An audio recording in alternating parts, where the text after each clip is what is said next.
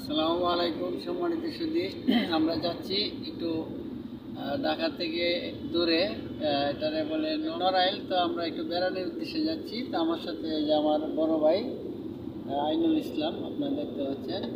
তারপরে ওই যে আমার সাথে আছে ভাতিজা সবুর খান। তো সে ডাক্তার মানুষ, বাড়িতে থাকে।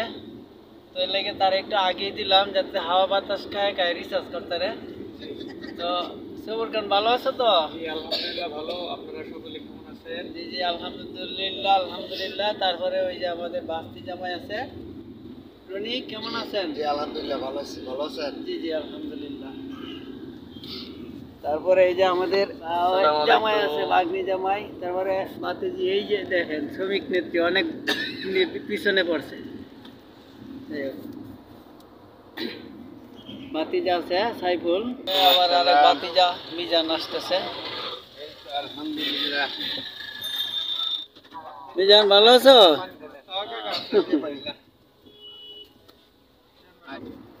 তো সবাইকে নিয়ে আমরা একটু যাচ্ছি নড়াইল, সেখানে। তো সবাই দোয়া করবেন। তো সেই উসিল্লা ওইসব পদ্মাটা পার হয়ে যাব, আপনাদেরকে সেই পদ্মা গিয়ে একটু দেখাবো। তো সেই পর্যন্ত থাকেন। পদ্মা যখন যাব তখন আমরা সেখানে একটু আপনাদেরকে দেখাবো। আলহামদুলিল্লাহ,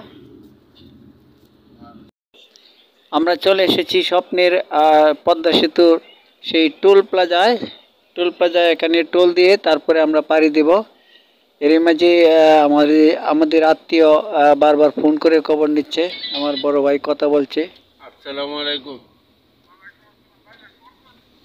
ওই ব্রিজে উঠতেছি,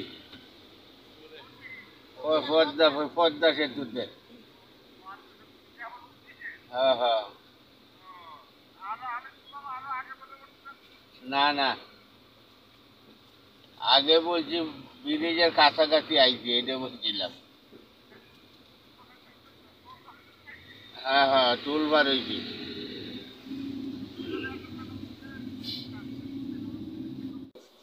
পদ্মা সেতুর ওপাশের টোল প্লাজাও দেখালাম বেড়ানো শেষে আসার পথে। এবার দেখাবো আপনাদেরকে সেই স্বপ্নের পদ্মা সেতু। থাকুন আমাদের সাথে। এসে গেছি স্বপ্নের পদ্মা সেতুতে।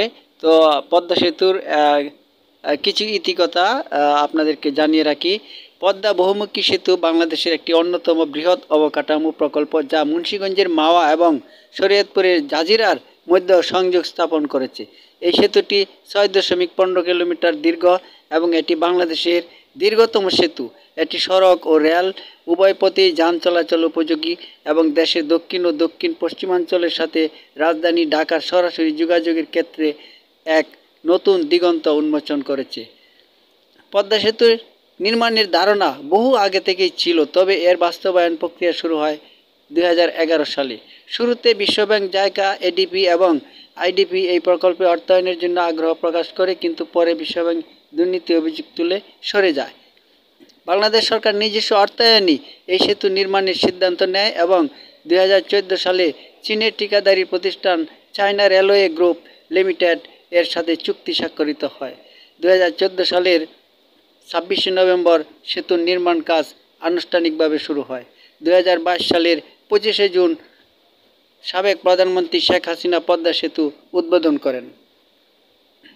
পদ্মা সেতু বাংলাদেশের ইতিহাসে সবচেয়ে বড় অবকাঠামো প্রকল্প এবং এটি দেশের অর্থনীতি ও যোগাযোগ ব্যবস্থার একটি মাইলফলক। পদ্মা সেতু শুধু একটি সেতু নয়, এটি বাংলাদেশের আত্মমর্যাদা ও সক্ষমতার প্রতীক। পদ্মা বহুমুখী সেতু নির্মাণ প্রকল্পের মোট ব্যয় হয়েছে 32,605,52,00,000 টাকা। এই প্রকল্পের প্রায় পুরো টাকায় বাংলাদেশ সেতু কর্তৃপক্ষকে ঋণ হিসাবে দিয়েছে অর্থ বিভাগ। পদ্মা সেতু নিয়ে আমাদের ভিডিওটি কেমন লাগলো অবশ্যই জানিয়ে দিবেন কমেন্টের মাধ্যমে। ভালো থাকবেন, আল্লাহ হাফেজ।